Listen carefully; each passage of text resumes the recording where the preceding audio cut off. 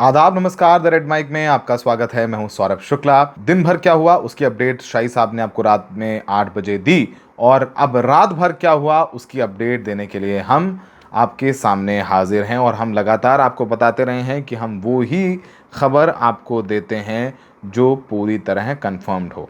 आपने कल बहुत चर्चा सुनी कि पेजेश्कियान जो राष्ट्रपति हैं ईरान के, उन्होंने अपने पड़ोसी मुल्कों से माफ़ी मांगी है जिस तरीके से मिसाइलें वहाँ ईरान की तरफ से मारी गई हैं।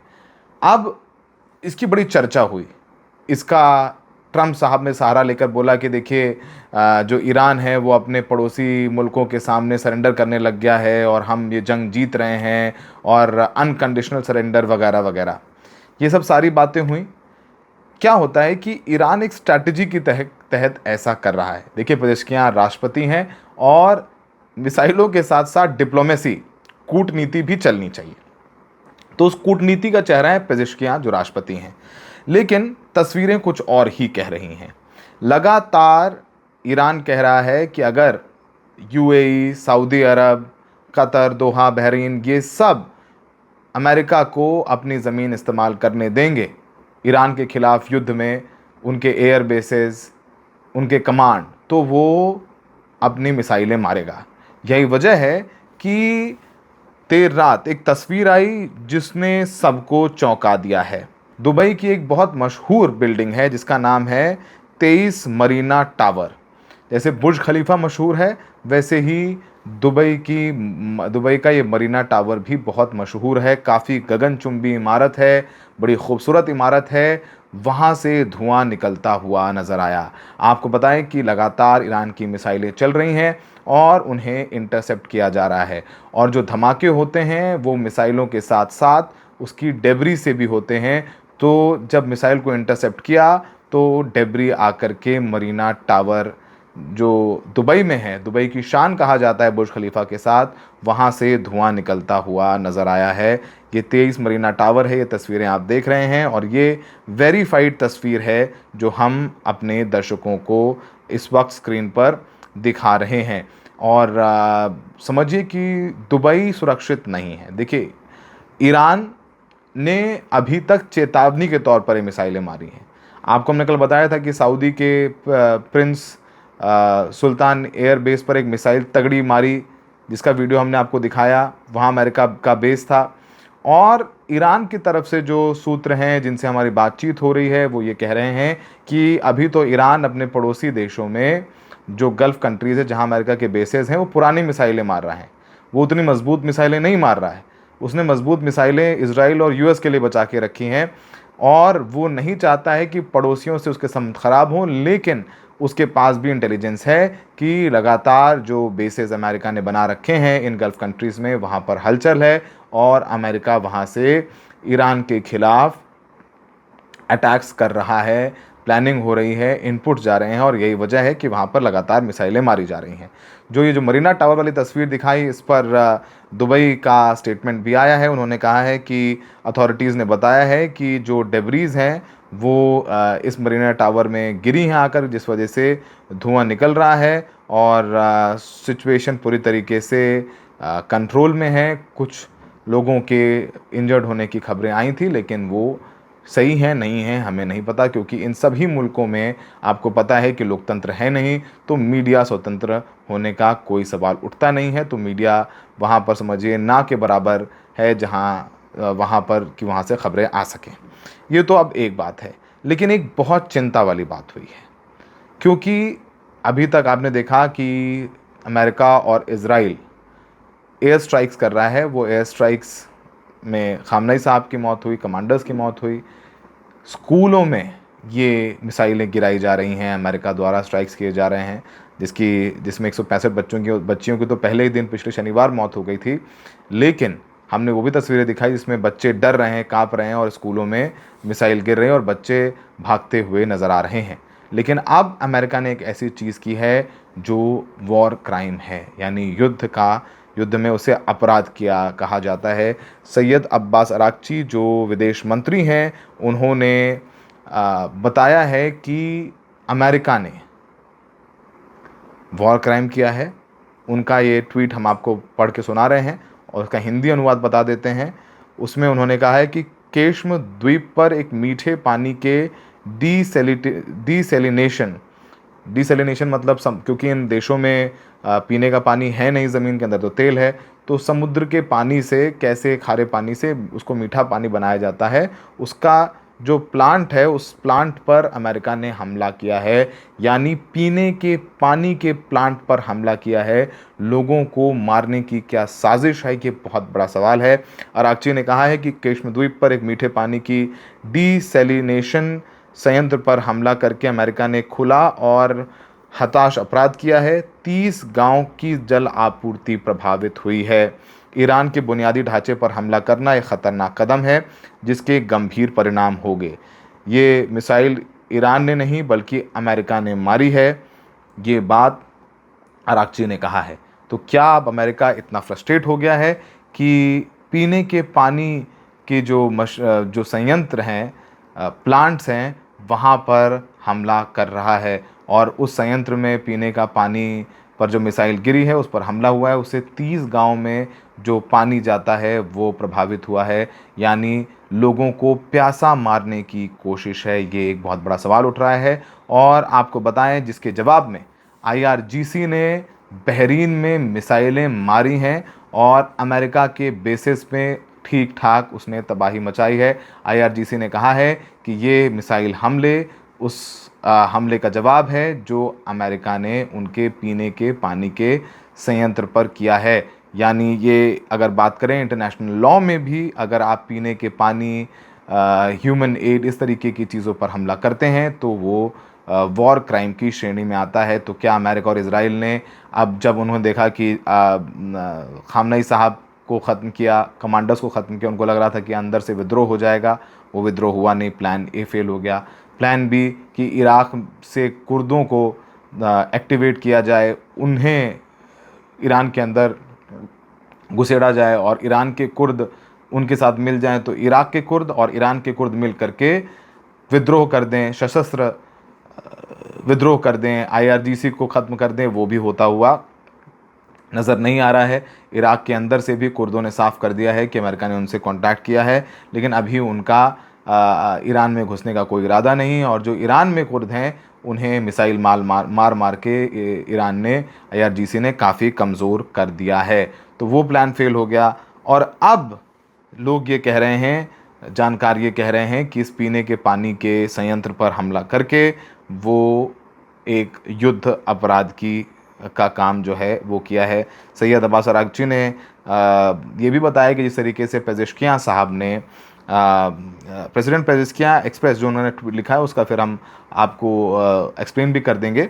अब्बास आरागची ने कहा कि president Pezeshkian expressed openness to de escalation within our region provided that our neighbors airspace, territory and waters are not used to attack Iranian people.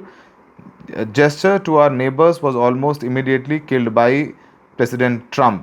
उन्होंने कहा कि भाई पेजेश्कियां साहब ने कहा कि वो अपने पड़ोसियों के साथ अच्छे संबंध चाहते हैं, बशर्ते उनके पड़ोसी अमेरिका और इज़राइल को अपनी ज़मीन, अपना पानी और अपनी हवा यानी एयर स्पेस ना दे ईरान पर हमला करने के लिए। और ये बात पेजेश्कियां साहब ने कही थी, लेकिन ये हुआ नहीं और अमेरिका ने ये जो दावा किया था बाकी देशों ने उसे पूरी तरीके से ख़त्म कर दिया। तो आप देखेंगे कि शनिवार रात भर ईरान ने दुबई में तहलका मचाया। इसके अलावा बहरीन पर में तो इतना नुकसान किया है कि वहाँ पर जो ऑयल रिफाइनरी है उनकी बैपको, वहाँ पर प्रोडक्शन बंद हो गया है। कतर ने भी जो लिक्विड पेट्रोलियम गैस है उसका प्रोडक्शन बंद कर दिया है। तो वैसे भी डर से कि इन संयंत्रों पर लगातार ईरान मिसाइल मार रहा है, तो यहाँ पर प्रोडक्शन बंद कर दिया गया है। तो ऑलरेडी एक क्राइसिस की स्थिति है वो पूरे रीजन में पैदा हो गई और क्राइसिस की स्थिति रीजन में तो पैदा हुई है, साथ ही साथ वो क्राइसिस जो है वो विश्व भर को डगमगाने लगी है। डॉलर चढ़ने लगा है, करेंसीज कमज़ोर होने लगी हैं, तेल के सबके भंडार कम हो रहे हैं। ऑलरेडी आपने देखा कि देश में, भारत में 60 रुपये सिलेंडर बढ़ा दिया गया। पाकिस्तान में पेट्रोल डीजल के प्राइसेस बढ़ाए गए हैं, यही हाल श्रीलंका में है। ढाका में पेट्रोल पंप्स के आगे लंबी कतारें लगी हुई हैं, लोग अपनी मोटरसाइकिलों में, गाड़ियों में पेट्रोल डीजल भरवा रहे हैं ताकि आगे अगर कोई प्रॉब्लम हो तो उनके पास ईंधन हो। और अगर ऐसे ही युद्ध चलता रहा 7 से 8 दिन तो आप देखेंगे ताइवान हो, साउथ कोरिया हो, बांग्लादेश हो, बहुत सारे आपको मुल्क नज़र आएंगे जहां रफ्तार पूरी तरीके से थम जाएगी। पेट्रोल डीजल का जो उनका भंडार है वो सीमित है, और वो ख़त्म हुआ तो समझिए कि पूरे विश्व की अर्थव्यवस्था, इकॉनमी हिट होगी। और ईरान शायद ये चाहता भी है, क्योंकि अब ऑलरेडी जिस तरीके से इन सुन्नी ममालिक मुल्क हैं, चाहे वो कतर हो, बहरीन हो, यूएई हो, सऊदी अरब हो, इन्हें फटके लगने लग गए हैं और इनकी इकॉनमी को अच्छा खासा असर हुआ है। फ़्लाइट्स कम उड़ रही हैं, आ रही हैं, जा रही हैं। अब दुबई, जो ये कहा जाता था कि धंधे के लिए सबसे सेफ़ है, वहाँ पर भी ईरान ने दिखा दिया है कि दुबई भी उसकी मिसाइल की जद में है। वो अभी डरा रहा है, लेकिन अगर असली हमला किया तो अच्छी खासी तबाही वो वहाँ पर कर सकता है। आपको बताएं कि जब हम ये सब बातें कर रहे हैं, पूरे विश्व भर में अमेरिका के ख़िलाफ़ प्रदर्शन भी शुरू हो गए हैं। लोग सड़कों पर आ करके कह रहे हैं कि ये युद्ध ख़त्म होना चाहिए, क्योंकि अब इज़राइल ने एयर स्ट्राइक्स लगातार लेबनान में भी जारी रखी। वहाँ से हिजबुल्लाह ने भी कंफर्म किया है कि उसने तमाम जगहों पर इज़राइल पर हमला किया है, मिसाइलों से हमला किया है बॉर्डर पर। लेकिन अब दबाव सिविल सोसाइटी का भी बढ़ने लगा है। अगर आप ये अल जज़ीरा की ये रिपोर्ट देखेंगे तो साफ तौर पर लगभग लंदन की सड़कों पर 5 से 6 हज़ार लोग सड़कों पर आए और उन्होंने कहा कि जो यूएस और इजरायली स्ट्राइक हैं ईरान पर, वो पूरी तरीके से बंद होनी चाहिए। और लोग पोस्टर बैनर लेकर के सड़कों पर आए। उसमें लिखा हुआ था stop the war, coalition Palestine solidarity campaign, और उसमें हर तरह के, हर जाति, मज़हब, रंग के लोग शामिल हुए। तो ऑलरेडी इस कथित युद्ध के खिलाफ़ प्रदर्शन शुरू हो गए हैं। तो ये भी एक चिंता की बात है। लेकिन सबसे बड़ी चिंता की बात यह है कि पानी पीने के संयंत्र, डिसैलिनेशन प्लांट पर हमला किया गया है। और अगर ये हमला किया गया है तो ईरान भी जो डिसैलिटेशन प्लांट्स हैं, क्योंकि सिर्फ ईरान में ये डिसैलिटेशन प्लांट्स नहीं है भाई, पीने का पानी तो सऊदी अरब में भी नहीं है, यूएई में भी नहीं है, बहरीन में भी नहीं है, कतर में भी नहीं है, जॉर्डन में भी नहीं है, और इन देशों में भी ये डिसैलिटेशन प्लांट्स हैं। तो यहाँ भी ईरान अपनी मिसाइलें मार सकता है।